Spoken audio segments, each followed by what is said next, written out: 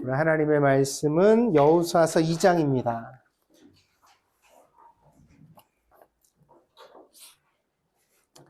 눈의 아들 여호수아가 시딤에서 두 사람을 정탐꾼으로 보내며 이르되 가서 그 땅과 여리고를 엿보라 하매 그들이 가서 라합이라 하는 기생의 집에 들어가서 거기서 유숙하더니 어떤 사람이 여리고 왕에게 말하여 이르되 보소서 이 밤에 이스라엘 자손 중에 몇 사람이 이 땅을 정탐하러 이리로 들어왔나이다. 여리고 왕이 라합에게 사람을 보내어 이르되 내게로 와서 내 집에 들어간 그 사람들을 끌어내라. 그들은 이 온 땅을 정탐하러 왔느니라. 그 여인이 그 두 사람을 이미 숨긴지라 이르되 과연 그 사람들이 내게 왔었으나 그들이 어디에서 왔는지 나는 알지 못하였고 그 사람들이 어두워 성문을 닫을 때쯤 되어 나갔으니 어디로 갔는지 내가 알지 못하나 급히 따라가라. 그리하면 그들을 따라잡으리라 하였으나 그가 이미 그들을 이끌고 지붕에 올라가서 그 지붕에 버려놓은 삼대에 숨겼더라. 그 사람들은 요단 나루터까지 그들을 쫓아갔고 그들을 뒤쫓는 자들이 나가자 곧 성문을 닫았더라. 또 그들이 눕기 전에 라합이 지붕에 올라가서 그들에게 이르러 말하되 여호와께서 이 땅을 너희에게 주신 줄을 내가 아노라. 우리가 너희를 심히 두려워하고 이 땅 주민들이 다 너희 앞에서 간담이 녹나니 이는 너희가 애굽에서 나올 때에 여호와께서 너희 앞에서 홍해물을 마르게 하신 일과 너희가 요단 저쪽에 있는 아모리 사람의 두 왕 시온과 옥에게 행한 일, 곧 그들을 전멸시킨 일을 우리가 들었음이니라. 우리가 듣자 곧 마음이 녹았고 너희로 말미암아 사람이 정신을 잃었나니 너희의 하나님 여호와는 위로는 하늘에서도 아래로는 땅에서도 하나님이시니라. 그러므로 이제 청하노니 내가 너희를 선대하였은즉 너희도 내 아버지의 집을 선대하도록 여호와로 내게 맹세하고 내게 증표를 내라. 그리고 나의 부모와 나의 남녀 형제와 그들에게 속한 모든 사람을 살려주어 우리 목숨을 죽음에서 건져내라. 그 사람들이 그에게 이르되 내가 우리의 이 일을 누설하지 아니하면 우리의 목숨으로 너희를 대신할 것이요 여호와께서 우리에게 이 땅을 주실 때에는 인자하고 진실하게 너를 대우하리라. 라합이 그들을 창문에서 줄을 달아 내리니 그의 집이 성벽 위에 있으므로 그가 성벽 위에 거주하였음이라. 라합이 그들에게 이르되 두렵건대 뒤쫓는 자들이 너희와 마주칠까 하노니 너희는 산으로 가서 거기서 사흘 동안 숨어 있다가 뒤쫓는 자들이 돌아간 후에 너희의 길을 갈지니라. 그 사람들이 그에게 이르되 내가 우리에게 서약하게 한 이 맹세에 대하여 우리가 허물이 없게 하리니 우리가 이 땅에 들어올 때 우리를 달아내린 창문에 이 붉은 줄을 매고 내 부모와 형제와 내 아버지의 가족을 다 내 집에 모으라. 누구든지 내 집 문을 나서서 거리로 가면 그의 피가 그의 머리로 돌아갈 것이요 우리는 허물이 없으리라. 그러나 누구든지 너와 함께 집에 있는 자에게 손을 대면 그의 피는 우리의 머리로 돌아오려니와 내가 우리의 이 일을 누설하면 내가 우리에게 서약하게 한 맹세에 대하여 우리에게 허물이 없으리라 하니 라합이 이르되 너희의 말대로 할 것이라 하고 그들을 보내어 가게 하고 붉은 줄을 창문에 매니라. 그들이 가서 산에 이르러 뒤쫓는 자들이 돌아가기까지 사흘을 거기 머물매 뒤쫓는 자들이 그들을 길에서 두루 찾다가 찾지 못하니라.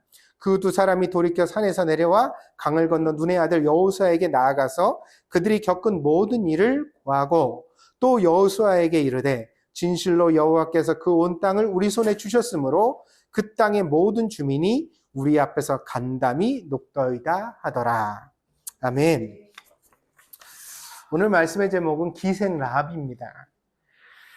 근데요, 이 여호수아서는 이 라합을 기생이라고 명시하고 있지만 사실은 종교개혁이 일어난 시기에도 경건한 성경 연구자들은 이 단어를 바꾸기를 원했습니다.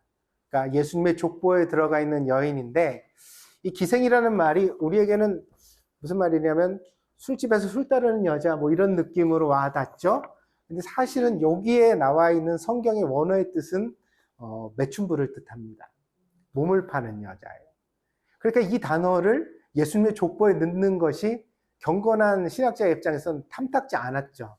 그래서 이 말을 어떻게 해석을 했느냐면요. 여기 보면 이제 유숙하다 뭐 이런 말들이 나오잖아요. 그러니까 이 라합은 기생이 아니라 여관 주인이다. 예, 여관주인이라는 단어로 실제로 대치를 했었습니다. 그렇게 해서 오랫동안 봤었습니다. 그러나 고대 사회에서 이 말은 다른 직업이나 사회적 신분에 함부로 적용될 수 있는 단어가 아니었습니다. 그러니까 라합은 기생이었다는 게 여호수아의 정확한 명시입니다. 그러나 본문에 등장하는 라합은 조금 일반적인 기생이라는 단어와는 조금 다른 의미를 가집니다. 왜냐하면요, 고대 사회에서 그럼 이렇게 몸 파는 여자가 되는 이유는 뭐냐? 그러면 이제 결혼을 했다가 실패하고 남자로부터 버림받았을 때 여자가 혼자서 생활할 수 있는 경제적 능력이 없는데 친정에서도 받아주지 않았거든요. 그러면 이 여자가 선택할 수 있는 생계 수단이라는 것은 다른 일이 없었어요. 뭐냐면 아주 힘든 노동을 하면서 거지처럼 살든가, 아니면 이제 길거리에서 누군가에게 자기 몸을 파는 그런 일을 하거나 밖에 선택의 여지가 없었다는 것입니다. 그러나 오늘 본문을 가만히 살피면 이러한 말과는 조금 다른 특징들을 발견할 수가 있습니다. 이 기생 라합은요, 좀 전문직 여성 같은 그런 특징들을 가지고 있어요. 첫째는요, 라합은 자신의 집을 가지고 있었습니다. 가난하지 않죠, 그죠? 라합의 집이라고 명시되어져 있잖아요. 그러니까 그 집을 가지고 있을 만큼, 더군다나 여기서 이제 나그네들에게 숙박을 제공한 것을 보면 여간의 직무도 하고 있었던 것 같아요. 그 일도 하고 있었던 것 같아요. 그러니까 이 여자가 직업으로서의 어떤 자기 영역을 가지고 있었다, 이렇게 명시되니까 적어도 가난해서 누군가에게 몸을 팔아서 생계를 구걸하는 그런 여자는 아니었다는 걸 알 수가 있고요. 두 번째로 오늘 본문을 읽어보면 라합을 여리고의 왕도 알고 있습니다. 당시 사회에는요, 신분적 차이가 매우 뚜렷했기 때문에 신분이 맞지 않는 사람들과 교류하지 않거든요. 근데 이 라합에 대해서 여리고 왕이 직접 사람을 보내면서 라합에게 말을 하는데 마치 라합과 이전서부터 잘 알고 있는 듯이 이렇게 말이 풀려나간단 말이에요. 그러니까 신분적으로 왕과 같은 것은 아니다 하더라도 이 라합이라는 여자가 그 여리고 성에서 어떤 사회적 교류를 왕과 나눌 만큼 매우 중요한 역할을 하던 여인이라는 걸 알 수가 있다는 거예요. 그러니까 보통 여자는 아니에요. 세 번째로 이 라합은 자기 생존을 구걸하는 소극적 태도가 아니라 자기 집안의 식구들의 구원을 교섭하는 매우 전문가적 특징을 보여주고 있습니다. 여러분, 시골 할머니들한테 가가지고 뭐 이렇게 인터뷰 하려고 마이크를 딱 대면은 쭈빗쭈빗하면서 말도 못하시고 막 이렇게 하는 거 있잖아요. 왜냐면 그게 남과 이게 대해보고 말을 해보고 대화를 해본 경험이 없을 때 사람이 얼어붙는 거 아니에요. 그래서 마이크 잡는다는 게 되게 어려운 일이거든요. 그래서 우리 교회에서도 이제 대표 기도를 사실은 예배 시간에 이렇게 돌아가면서 시켜야 되는데, 제가 이제 생각하면서 느낀 게 뭐냐면 두 가지가 다 문제더라고요. 하나는 너무 대표 기도를 하면서 청중을 의식해가지고 그 얼어붙는 태도와 언어들, 평소 자신이 늘 기도하던 대로 기도하면 되는데 그렇지 못하고 막 그러는 태도들이 너무 좀 뭐랄까요, 부담스럽고 억측스럽다는 이해가 있어서 그거를 좀 그랬고, 두 번째는 또 너무 대표 기도를 하는데 너무 부담감이 없는 태도도 좀 문제인 것 같아요. 그러니까 뭔가 이게 좀 집에서 그래도 좀 준비를 해오고 개요를 이렇게 보고 읽는 건 아니라도 한번 이렇게 줄거리를 정리를 해서 내가 기도를 무슨 기도를 할지는 알고 와야지 되는데, 그런 준비가 없이 그냥 갑자기 하나님 이러다가 기도의 절반을 채워버리는 것을 보니까 이거는 좀 곤란하다는 생각이 들어서 이럴 바에는 조금 기다려보자, 이런 생각을 해서 멈추게 됐습니다. 이 얘기를 드린 바는 뭐든지 우리가 훈련되어 있을 때 잘할 수 있다는 거죠. 그래서 오늘 본문을 통해 나타나는 훈련된 라합의 모습은 뭐냐면 구원을 이 이스라엘의 정탐꾼과 함께 서로 잘 교섭하고 있다는 거예요. 이런 일을 한 번도 해보지 못한 여자가 아니라는 거죠. 그래서 뭔가 중요한 역할을 하고 있었던 여자라는 것을 본문이 보여주고 있습니다. 그러면서 이 라합은요, 자기 집안에서도 어떤 가장적 역할을 보여요. 뭐냐면 여기 이제 오늘 본문의 약속에 이런 게 있죠. 네 아버지나 형제들이나 그 형제들에게 속한 사람들이나 다 네 집, 너의 라합의 집으로 다 모으면 이스라엘이 여리고성을 공격할 때 구원받게 될 것이다, 이렇게 얘기를 하잖아요. 근데 이렇게 식구들을 다 모으는 권리가 그 권리가 가장에게 있었다는 거죠. 그러니까 만약에 그 집안에서 멸시받는 사람이라고 한다면 우리 집에 오라고 해도 와요, 안 와요? 롯의 소돔 이야기를 보면 알 수가 있어요. 자기 사이들한테 얘기를 했더니 그 장인어른의 말을 농담으로 여기고 안 왔잖아요. 그래서 구원받지 못했거든요. 그런데 오늘 여리고성 이야기에서는 이 라합이 자기 가족을 다 모아서 구원하고 있는 이야기로 연결되고 있다는 거죠. 그런 면에서 이 라합이 자기 집안에서도 매우 어떤 역할을 하고 있는 중요한 여자였다는 것을 알 수 있고요. 네 번째로 파송된 이스라엘의 첩자들 2명이죠. 이 사람들도 라합을 멸시하지 않고 있다는 겁니다. 왜냐하면 만약에 이 기생 라합에 대하여서 멸시감이 있다 그러면 이런 얘기를 해도 어때요? 대충 좀 소홀하게 여겼겠죠.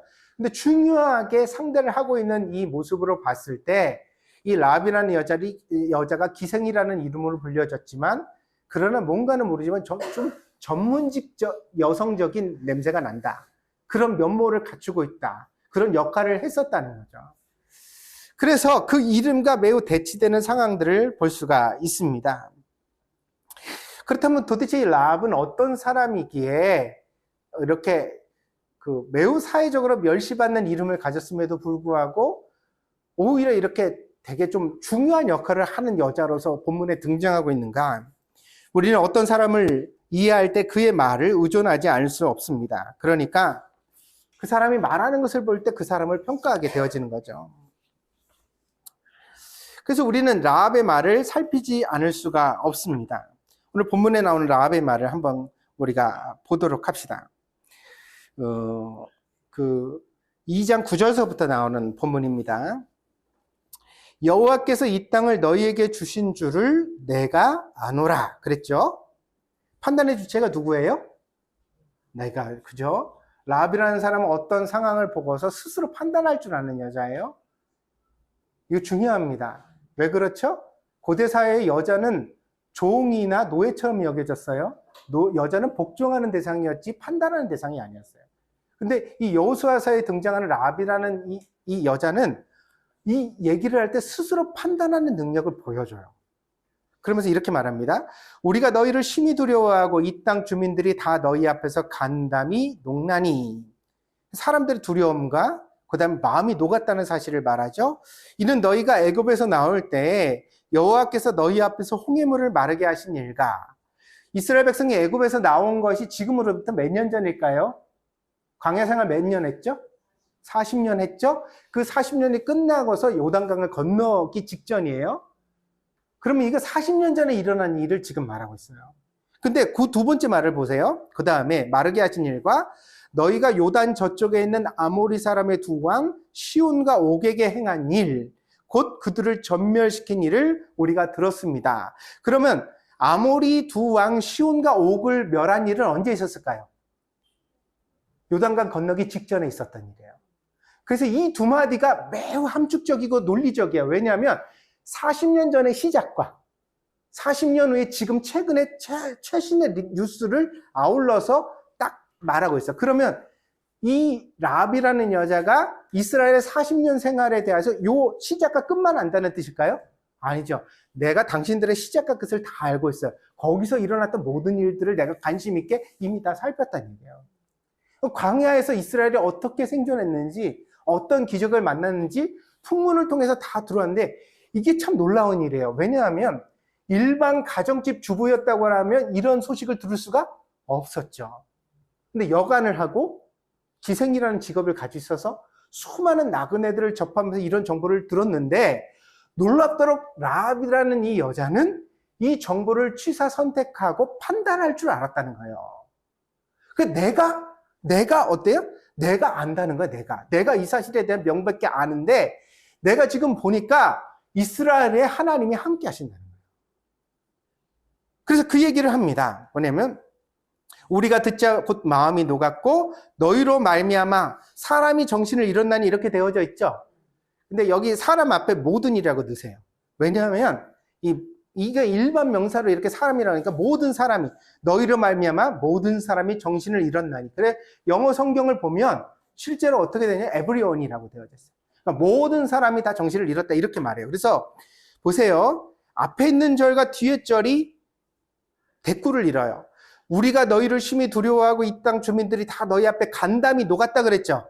그 다음에 우리가 듣자 곧 우리 마음이 녹았고 너희로 말미암아 모든 사람이 정신을 잃었나니. 이 두려움을 앞과 전으로 강력하게 메시지를 전하고 있어요. 그래서 이게 나중에 어떻게 돼요? 정탐꾼들이 돌아가서 여호수아에게 보고할 때도 그 보고의 내용에 가장 중심이 녹았다는 거예요. 마음이 녹았다 이 얘기를 하는 거예요. 뭐가 중요한지를 판별할 줄 아는 판단력이 있는 사람이었다는 걸 보여주는 거예요. 그래서 그런 라합의 판단력이 가져온 최종적 결정이 뭐냐면 그 다음에 나와요. 뭐냐면 너희의 하나님 여호와는 위로는 하늘에서도 아래로는 땅에서도 하나님이시니라. 그러니까 라합이 그런 판단을 내렸다는 거예요. 여러분 여기 보세요. 여러분 교회 왜 나왔어요? 부인이 나오라고 그래서 애들이 교회 다녀서 친구가 가자고 그래서 나오는 교회는 실제로 진짜 신앙생활의 시작일 수 없어요. 어때야 돼? 신앙생활은 내가 알아야 돼요. 그리고 내가 어떻게 해야 돼요? 하나님이 어떤 분이신지 내가 그 하나님에 대해서 믿기로 결정하는 결정이 있어야 돼요.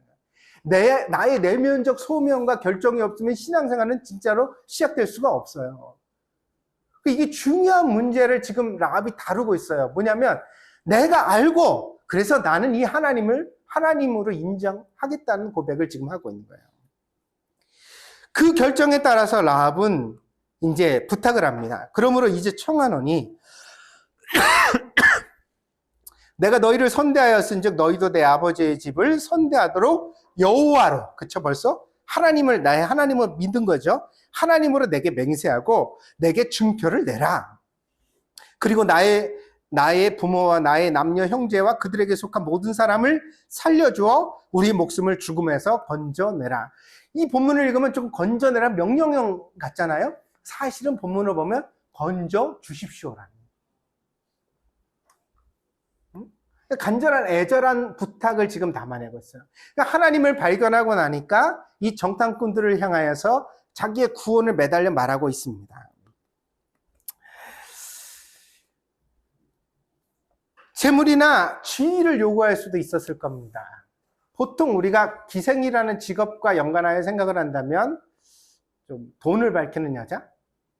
그러면 아마 이런 일을 행하고도 나중에 나한테 뭐 구원은 당연한 거로 여기고, 보통 우리가 그랬잖아요. 사는 문제는 당연한 거로 여기고 나중에 여리고성에 들어왔을 때 나한테 금은벌을 많이 좀 내놔라, 니들 목숨값으로 뭐 금 열량 내놔라, 이런 얘기를 할 수도 있었겠죠. 그런데 오늘 라합은요, 자기의 목숨을 건지는 것으로 만족하지 않고 금은부와는 안 받아도 좋으니까 누굴 살려달래요? 내 가족들을 살려달래요. 아버지와 내 형제들과 그들에게 속한 모든 사람들을 살려달래요. 근데 이게 굉장히 역설적 내용이 여기 담겨져 있어요. 왜냐하면 여러분, 아무리 이 여자가 잘 나가고 똑똑하고 훌륭했다 손치더라도 매춘부라는 이름을 가지고 그 세상을 살았을 때 그 가족들이 꺼렸을까요? 좋아했을까요? 아는 척 안 했을까요? 평상시에 라합을 안다고 그러면 그 사회 속에서도 냉대받고 뭔가 차별받을 수 있는, 그 가족으로부터 철저히 소외되어 살아왔을 게 분명해요, 거의. 그런데 이 라합은 어때요? 금은보화를 바라는 것이 아니라 자기 피부치들을 구원하기를 바라는 간절한 요청을 담아내고 있는 것입니다.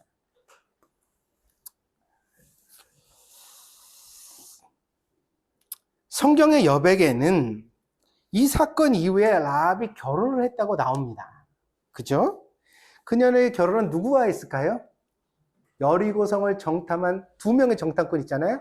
그 중에 1명과 결혼하게 돼요. 대단한 러브스토리죠.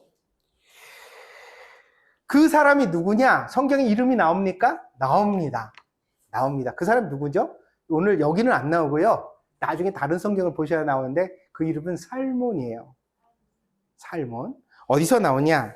성경에 3군데서 이 족보가 거론되어져요. 룻기 4장 18절 20절입니다. 룻기서 4장 18절 20절입니다. 제가 읽을게요.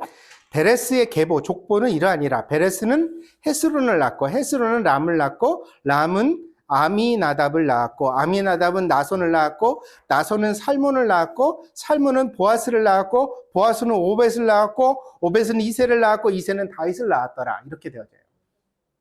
근데 우리가 여기서 라합을 발견할 수가 없네요. 라합의 남편이 누군지를 알 수가 없어요. 그런데요, 이 족보를 근거로 라합의 남편을 확인하게 되어지는데, 마태복음 1장 3절입니다. 마태복음 1장에 족보가 나오죠? 여기는 라합이 나와요. 보세요. 유다는 다말에게서 베레스와 세라를 낳고, 베레스는 헤스론을 낳고, 헤스론은 람을 낳고, 람은 아비나답을 낳고, 아미나답은 나손을 낳고, 나손은 살몬을 낳고, 살몬은 라합에게서 보아스를 낳고, 보아스는 룻에게서 오벳을 낳고, 오벳은 이새를 낳고, 이새는 다윗 왕을 낳으니라. 다윗은 우리아의 아내에게서 솔로몬을 낳고. 자, 살몬의 아내가 누구예요? 라합이라고 나와요. 그래서 룻기에 나오는 살몬과 마태복음에 나오는 살몬을 연결하면 우리가 라합의 그것을 이제 족보를 알게 되어요. 그런데 보세요. 라합이 살몬과 결혼하여서 낳은 사람이 누구예요? 보아스. 보아스는 어디 나와요?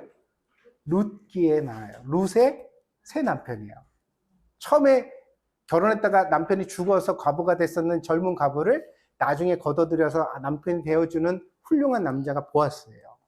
그 보아스와의 사이에서 이제 또 태어났는데, 보아스가 오벳을 낳았고, 오벳이 이새를 낳고, 이새가 다윗왕을 낳아요. 그 다윗에서 4대 할머니, 5대 할머니쯤 되어지는 그 족보가 바로 이 라합의 족보가 되어지는 것입니다. 그러니까 보아스의 어머니가 라합이고 그렇게 되어집니다. 이게 약간 이제 우리가 주의할 점이 하나가 있습니다. 그러면 이 족보가 사람들한테 약간 의문을 자아내는 부분이 하나가 있거든요. 왜냐하면 요단강 도하는 BC 1400년경의 일입니다. 그리고 다윗왕은 BC 1000년경의 인물입니다. 그러면 여호수아 요단강 도하, 그러니까 라합 시대부터 다윗왕의 시대까지의 시간적 시차가 400년이에요. 근데 대수로 보면 여기에 몇 대밖에 나오지 않냐면 5대밖에 나오지 않아요. 누구는 누구를 낳고 누구는 누구를 낳고 5대밖에 이어지지 않아요. 그럼 400년 동안 5대가 이어진다는 건 족보로서 너무 짧아요. 그래서 이 족보가 완전하지 않다고 봐요. 그래서 우리는 한 군데를 더 봐야 합니다. 그게 뭐죠? 누가복음 3장 31절이에요. 누가복음 3장 31절입니다. 그 위는 멜레아요, 그 위는 맨나요, 그 위는 맞다다요, 그 위는 나단이요, 그 위는 다윗이요. 요 위부터 들어가는데, 그 위는 이새, 그 위는 오벳, 그 위는 보아스, 그 위는 살몬이요, 그 위는 나손이요, 그 위는 아비나답이요, 그 위는 아니요, 그 위는 헤스론이요, 그 위는 베레스요, 그 위는 유다요. 이렇게 나갑니다. 무슨 얘기냐? 마태복음에 나온 족보가 누가복음에도 나오는데, 마태복음은 조상으로부터 내려오는 족보를 말했고요. 누가복음에서는 후손으로부터 조상으로 올라가는 거꾸로 족보를 말해요. 그 족보가 정확하게 일치할까요? 안 할까요? 일치합니다. 똑같아요. 근데 한 명이 달라져요. 그게 뭐냐면 안이라는 거예요. 아비나답의 그 헤스론의 아들이 그 마태복음에서 람이라고 나오고요. 그 다음에 누가복음에서 헤스론의 아들이 안이라고 나와요. 안이라고. 그 인물이 달라져요. 그러면 성경이 틀렸을까요? 잘못했을까요? 누가복음이 착각을 했을까요? 마태복음이 착각을 했을까요? 룻기와 마태복음은 똑같아요. 그러니까 룻기와 마태복음이 똑같으니까 마태가 맞겠네요. 누가는 람을 아니라고 실수한 것 같네요. 그게 아니라 성경의 족보는 중요한 인물을 찍어서 건너뛰고 있다는 사실. 모든 족보를 말한 게 아니에요. 그러니까 나오는 사람들의 이 성경은요, 누가 누구의 혈통이 됐다는 사실을 말하는 게 중요한 게 아니에요. 뭐가 중요하냐면 그 족보 중에서 하나님이 의도를 가지고 우리에게 뭔가를 말씀하시고자 하는 인물을 중심으로 말한다는 거예요. 그러니까 그 헤스론과 아미나답 사이에는 아니도 있고 람도 있을 수 있다는 거예요. 그 중에서 한 명은 람을 선택했고 한 명은 아니를 선택했다는 거예요. 그러니까 족보가 하나님의 섭리를 설명하는 자료로만 이용되고 있다는 것을 우리가 알고 지나갈 필요가 있겠습니다.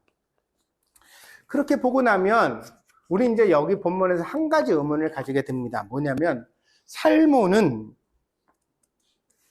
어떻게 해서 라합과 결혼했을까?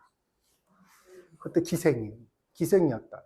이방 여자만인도 참 이게 꺼리어지는 일인데 외국 여자라고 말할 수가 있는 거잖아요. 근데 그것도 이제 자기 원수가 되는 여자예요. 왜냐하면 이스라엘이 나중에 전투 중에 여리고성 사람을 완전히 전멸시키거든요. 그럼 여리고성에 살았을 이 라합이라는 여자에게 이게 과연 이스라엘 민족에 대한 호감도가 생겨날 수 있을까?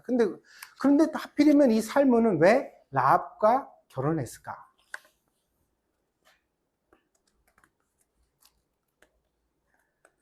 본문에서 신앙적 교훈과 메시지를 찾아내려고 하는 많은 노력을 보게 됩니다. 그래서 설교자를 살피다 보면 여기에 신앙이 민족보다 우선돼야 된다. 우리 신앙은 하늘의 시민권이기 때문에 혈통을 건너뛴다. 우리는 친족이라도 버리고 하나님의 뜻을 발견해야 된다. 이런 여러 가지 교훈들을 찾아내는 걸 발견할 수가 있었습니다. 그런데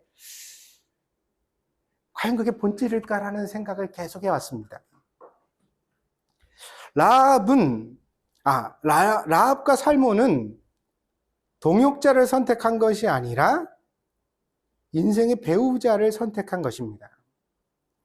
아담이 하와를 처음 보고 불렀던 노래와 같이 상대방을 내 살 중에 살, 뼈 중에 뼈라고 느끼는 감정. 하나님이 사람을 처음 만들어 주셨을 때 우리가 태생적으로 가졌던 기본적인 이거예요. 사람답다는 게 뭐냐? 그러면 사람답다는 게 근간은 자기 위에 다른 사람을 보면서 저 사람이 정말 나처럼 느껴진다. 저 사람이 먹으면 내가 배부르고 저 사람이 행복하면 내가 행복하고 저 사람을 웃길 수만 있다면 내가 꽃이라도 따다 주고 싶고 그 감정, 그게 죄를 짓기 이전에 사람을 만드신 하나님께서 본래 주신 본연의 인간의 모습이라는 거예요. 라합의 구원 요청에는 오늘 결혼이 있습니까? 없습니까? 내가 당신들을 살려줄 테니 둘 중에 한 명 나랑 꼭 결혼해 주셔. 이런 말이 있어요? 없어요? 없어요. 그러니까 여리고성이 무너질 때 빨간 줄을 달아내렸고 그 집을 보호해서 그 집에 산 사람들이 모두 다 살게 했다는 이야기로 라합이 베풀었던 모든 은혜, 수고는 갚아진 거예요. 쌤쌤이죠. 없어요. 부채가 없어요. 근데 그 부채가 없는 상태에서 뭐가 시작됐어요? 사랑이 시작됐어요. 살몬이라는 남자와 라합이라는 여자의 사랑이 말이에요. 그녀가 여리고성에서 기생으로 살았다는 것을 살몬은 몰랐을까요? 그럴 리가 없습니다. 살몬은 정탐을 하기 위해서 여리고성에 들어갔고 라합의 집으로 갔기 때문입니다. 누구보다도 라합을 잘 알아요. 그런데 이 살몬은 선택한 거죠. 뭐요? 모든 자기가 생각할 때 사회적 통념 속에 있는 이 여자의 단점보다 이 여자의 한 인간으로서의 매력과 본질이 보다 더 사랑스럽고 중요하다고 선택한 겁니다.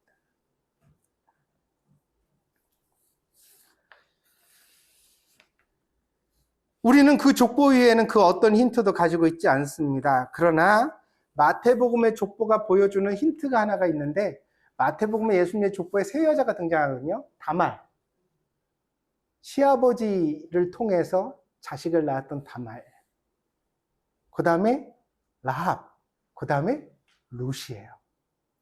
근데 더 놀라운 사실이 하나가 있는데 우리가 보통 룻의 시어머니를 나오미라고 그러잖아요. 그렇죠? 근데 사실 실제로 말하면 나오미는 룻의 전 시어머니, 전 시어머니라고요. 이미 아들이 죽음으로 인해서 시어머니에서의 그게 해결됐어요. 그러면 나오미는 이때 뭐냐면 룻의 친정엄마와 같은 역할로 바뀌어져 있었어요. 고향 땅에 돌아왔을 때. 룻이 이스라엘 말도 잘 못하고 그 풍속도 모르는데 그 사람들한테 공동체에 룻을 갖다가 참 좋은 여인으로 소개하는 친정엄마와 같은 역할을 했더니 나오미예요. 그럼 진짜 나오미의 룻의 진짜 시어머니는 누구예요? 라합이에요. 그럼 보세요. 이게 진짜 내가 상상하니까 감동적인데, 나오미가 나중에 룻이 낳은 아들을 안거든요. 내가 말년에 내가 자식을 봤다 그러면서 그 자식을 자기 자식처럼 키워요, 나오미가. 근데 그 곁에 성경에서 생략됐지만 누가 있어요? 라합이 같이 있어요. 룻과 라합과 나오미가 같은 식탁에 앉아 한 아이를 돌보는 장면을 성경에서 그려볼 수가 있어요.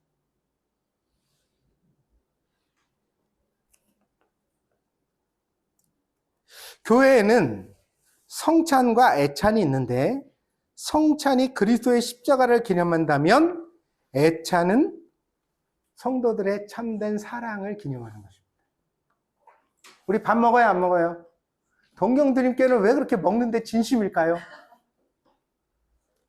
이 교회는 신앙이 없어서 그럴까요? 아니요, 성경적이에요. 애찬이라는 것은 성도들의 진실한 사랑을 예표하는 교회 전통이기 때문입니다. 근데 이 먹는 일에는 항상 뭐가 따르죠? 수고가 따라요. 누군가는 그걸 준비해 와야 되고, 누군가는 시중 들어야 되고, 누군가는 그 맛을 내야 되고, 그죠? 그 일이 힘들죠? 근데 그걸 왜 할까요? 왜 그걸 할까요? 여러분, 요리를 못 하시는 분들의 보편적인 아니지만 조금 한 가지 특징이 있습니다. 그게 뭔지 아세요? 애정이 부족해요. 먹는 것에 대한 애정이 부족해요.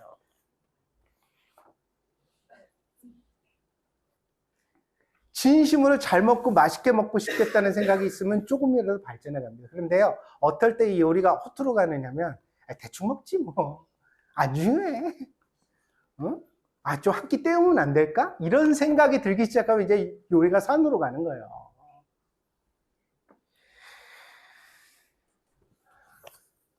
근데 이제 상처가 많았던 나오미, 자기를 말하라고 그랬죠. 쓴물이라고 일컬었던 나오미. 그리고 두 번째 남편을 통해서 정말 거지와 같이 비참했던 에서 한 가정의 안주인이 될 수 있었던 룻. 그리고 여리고성에서 살아남은 라합. 이 세 여자가 한 가정에서 식탁을 만들고 같이 그랬을 때 그들은 모두 다 자기 인생, 구원받은 인생에 대한 뭐가 있어요? 감사와 기쁨과 감격이 있었겠죠. 살아가는 순간순간이 모두 다 너무 좋은 거야. 맨밥만 먹어도 감사하고 물만 마셔도 감사하고. 할렐루야. 근데 그거를 성경이 뭐라고 말하자면 이게 그리스도의 식탁이고 교회라고 말해주는 거예요. 교회는 어떠해야 되느냐? 그렇게 상처 있는 사람들이 그리스도 안에서 회복돼서 우리가 받은 은혜를 감사하면서 서로를 섬겨가는 공동체. 교회에서 아직까지도 날카로운 사람들이 있습니다. 이유는 뭘까요? 한 가지예요. 자기 상처가 회복되지 않았기 때문에. 자기 삶이 스스로 만족스럽지 못하니까 계속 남을 비판하고 판단하고 손가락질하는 거예요. 근데 이게 언제 해결됩니까? 내 안에 있는 상처가 신앙으로 인하여 다 녹아져서 감사로 변할 때. 하나님이 나와 함께 해주셨구나. 할렐루야. 내 인생이 꽤 괜찮구나. 이렇게 내가 사랑을 많이 받았는데 나도 누군가를 사랑해야지. 그 생각이 우리 안에 들어올 때 비로소 교회는 참된 교제를 회복할 수 있게 되어지는 것입니다. 자, 베드로전서 4장 8절을 봅시다. 베드로 사도가 뭐라고 말하냐면요. 사랑은 허다한 죄를 덮느니라. 그럽니다. 예전 성경에서 허다한 허물을 덮는다. 그렇게 말했기도 했었는데 이 죄로 번역하든 허물이라고 번역하든 의미는 마찬가지입니다. 뭐냐면요. 여기서의 이 의미는 사랑이라는 것은 그 사랑을 방해하는 여러 가지 조건들을 뛰어넘는다는 뜻이에요. 죄와 허물이든 죄든 허물이든 조건은 똑같아요. 뭐예요? 그게 뭐예요? 사랑하기 힘든 대상을 만드는 조건이라는 거예요. 근데 그거를 사랑은 어때요? 그걸 뛰어넘어갔다는 거죠. 살몬은 라합의 허다한 허물을 덮고 그녀를 아내로 맞이합니다. 우리는 그 연애와 사연을 다 알지 못합니다. 다만 신기한 일이고 특별한 일이라고 기념할 뿐입니다. 우리는 살몬의 선택과 라합의 사랑을 평가할 자격이 없습니다. 왜냐하면요, 살몬이 기생이었던 라합이랑 결혼을 하든, 라합이 뭐 이 남자랑 가정을 꾸리든, 그건 그들의 인생의 선택이기 때문이에요.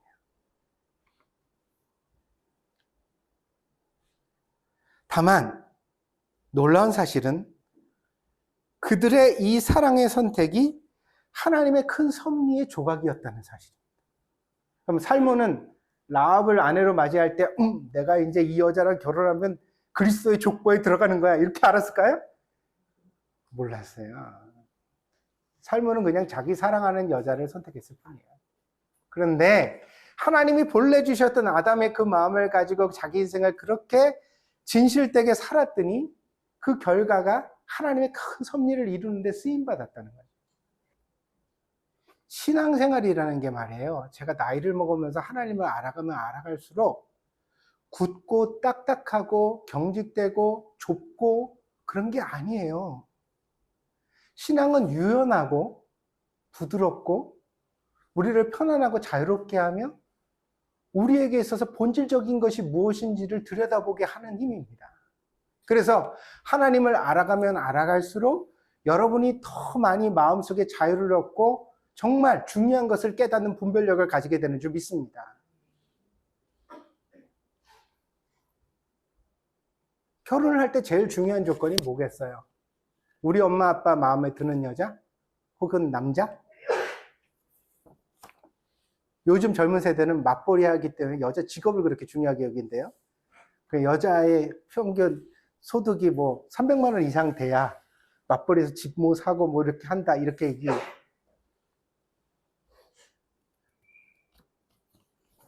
그거 다 헛된 말입니다. 남자와 여자가 만났을 때는요, 내 살 중에 살, 뼈 중에 뼈를 찾으셔야 돼요.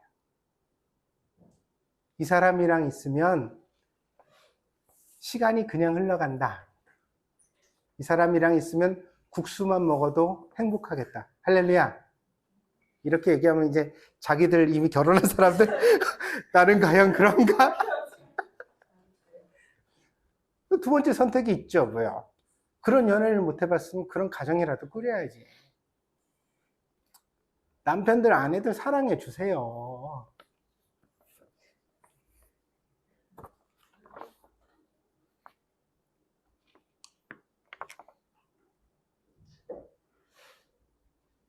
진심으로 사랑해 주세요.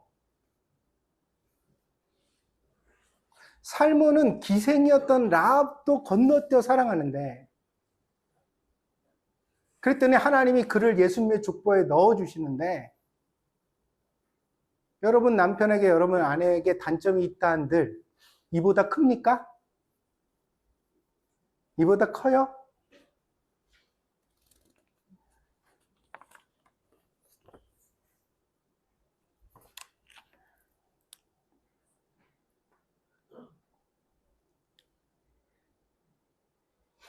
인생은 모르고 살아갑니다. 모르기 때문에 사랑합니다. 여러분 다 알고 사랑하는 거 아니에요? 아멘? 응? 모르고 자식을 낳습니다.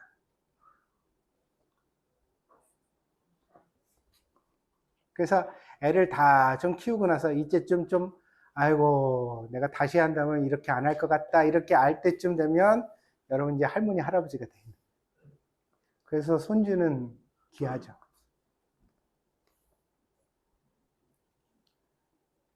모르고 죽습니다.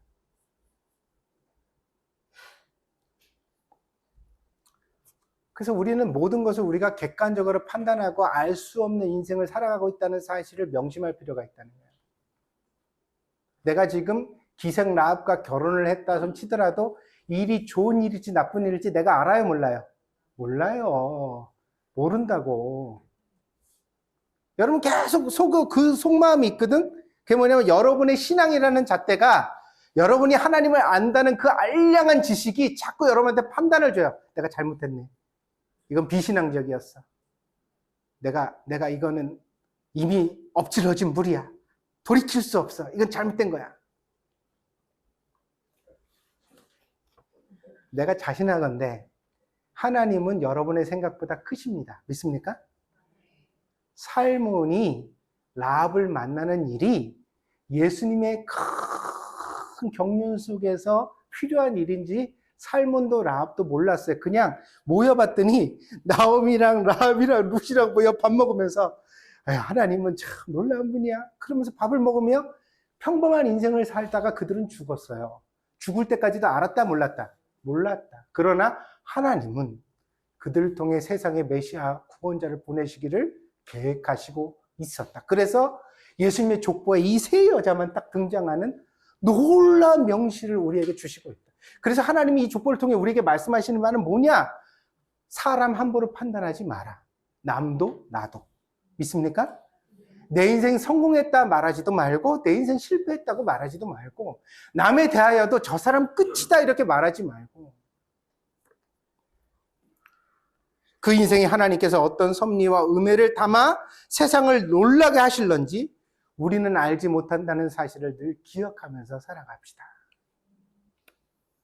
이리하여 인생에 대한 성급한 판단은 자기에 대한 것이든 남에 대한 것이든 다 내려놓기를 바랍니다. 그게 기생 라합을 통해 하나님께서 우리들에게 들려주시는 은혜의 음성입니다. 여러분이 신앙의 사람이라면 늘 하나님적 시각을 열고서 그런 기대와 소망을 품고서 인생을 살아가셔야 돼요. 그게 믿음이에요. 아멘? 내가 거래처에 갔어. 계약을 따라. 다 된 거야, 90%. 근데 가서 얘기를 하다 그게 어그러졌어. 큰 손해를 보고 계약이 깨트려졌어요. 그럼 내가 신앙이 없다면 실망해도 돼요. 낙심해도 돼요. 화가 나도 돼요. 거기서 고함을 치고 어떻게 사람이 이럴 수가 있냐? 싸워도 돼요. 그러나 내가 하나님의 사람이라면 기생 라합을 통해서도 하나님의 섭리를 이루시는 하나님인데 이를 통하여 나를 좋게 하실는지 누가 알겠느냐? 할렐루야. 화내지 말고 침착하게 좋게 끝까지 매너를 지키면서 온유하게. 할렐루야. 어디서 이게 나와요? 신앙이 우리에게 그런 희망을 준다는 거예요.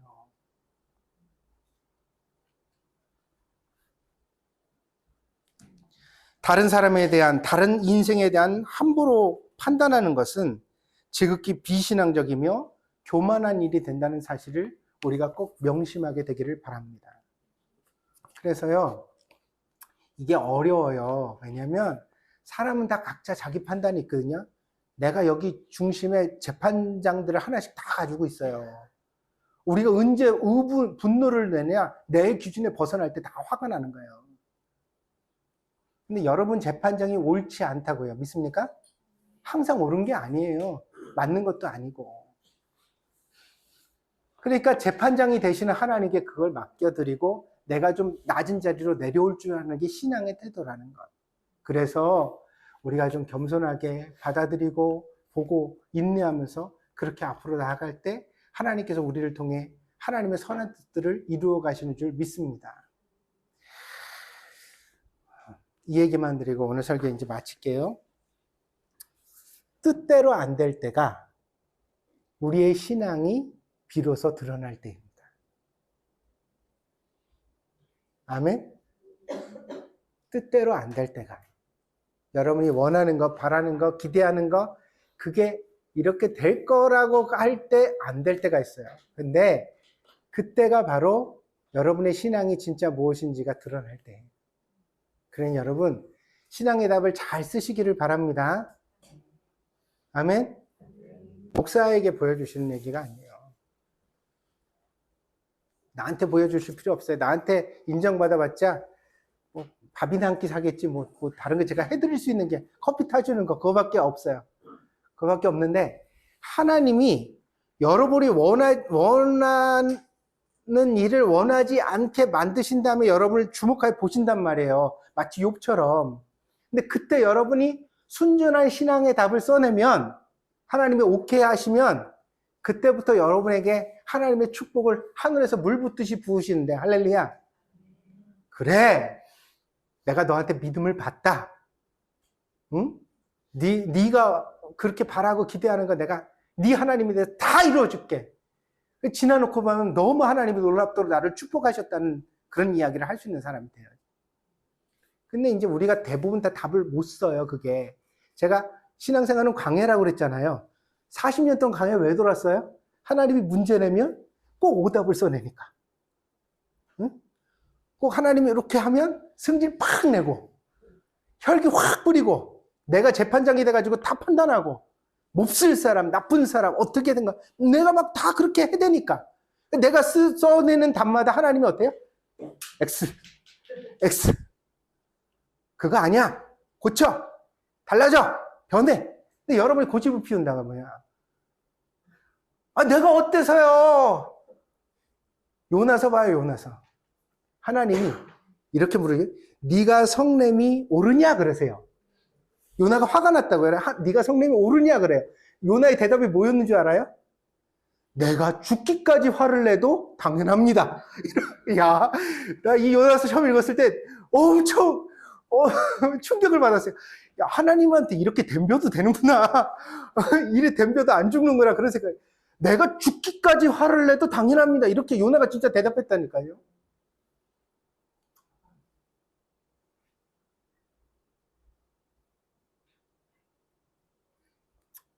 요나선 거기서 끝납니다. 그러나 하나님이 요나를 따로 훈련하셨을까요? 안 하셨을까요? 훈련하시죠. 하나님이 그런 하나님이 아니세요. 자, 그러면 여러분의 인생길의 시련과 훈련은 왜 있다? 여러분이 정답을, 신앙의 정답을 못 써내기 때문에, 진심으로. 왜 성경을 안 믿냐는 거예요. 목사가 이렇게 설교해도 왜 안 믿어요?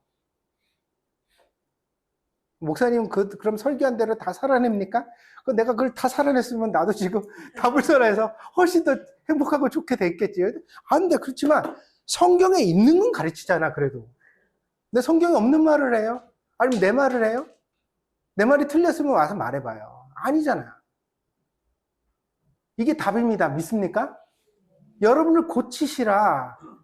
달라지시라. 재판장 된 자리에서 내려오시라. 좀 겸손해지시라.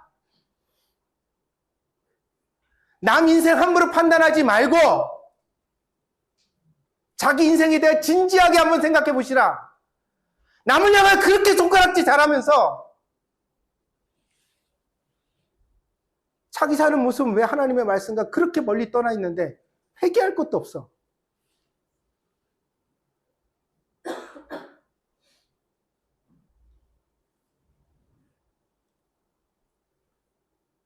그러니 광야를 헤매는 거예요, 광야를.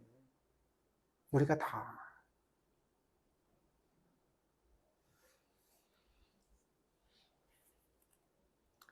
오늘 말씀의 요약은 기생 라합을 만나도 하나님의 섭리는 일어날 수 있다.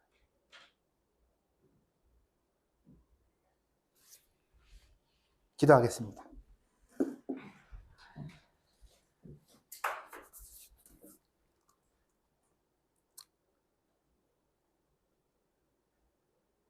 상처받은 영혼들이 만나 하나님의 은혜로 회복되고 서로를 보듬으며 섬기며 어깨동무를 하고 함께 살아가는 공동체가 교회인 줄 믿습니다. 하나님, 오늘 동경드림교회에 모여있는 우리들이 서로의 단점, 약점, 허물들을 뛰어넘어 사랑할 수 있는 뜨거운 관계가 되게 하여 주시옵소서. 교회가 그러할 뿐 아니라 사랑하는 성도들의 가정도 그렇게 되어지기를 원합니다.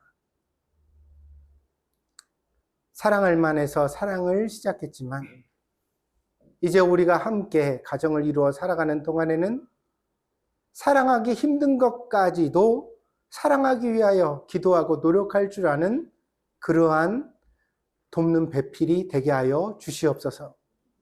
그래야 우리의 가정이 주님의 사랑으로 가득 차게 하시고 인생을 더해갈수록, 나이를 먹어갈수록 서로에게 반쪽과 같은, 내 살 중에 살, 내 뼈 중에 뼈와 같은 그런 아름다운 부부가 될 수 있도록 하나님 축복하여 주시옵소서. 주님, 그렇게 사랑하기 위하여서는 내 마음의 재판장을 내려놓아야 되겠습니다. 내가 판단하고, 내가 심판하고, 내가 비난하고, 내가 먼저 선입관을 가지고 단정 짓는 그 생각들을 내려놓아야 되겠습니다. 내 뜻으로 잘 되지 않습니다. 사람의 정욕이, 하나님 성품이 쉽게 바뀌지 않습니다. 주님 앞에 간절히 부탁드리오니 주의 성령이 충만하게 우리 안에 임재하셔서 우리의 자아를, 고집을 꺾어 주시옵소서. 그래야 하나님의 말씀에 복종할 수 있도록, 하나님의 말씀대로 사랑할 수 있도록, 하나님의 말씀을 우리의 인생에서 삶으로 살아내는 사람이 될 수 있도록 우리를 인도하여 주시옵소서. 그리하여 마침내 변화된 우리들이 하나님의 축복에 이르게 하시고 하나님의 아름다운 은혜를 풍성하게 누리는 그런 사람들이 될 수 있도록 인도하여 주시옵소서. 감사를 드리며 예수님의 이름으로 기도하였습니다. 아멘.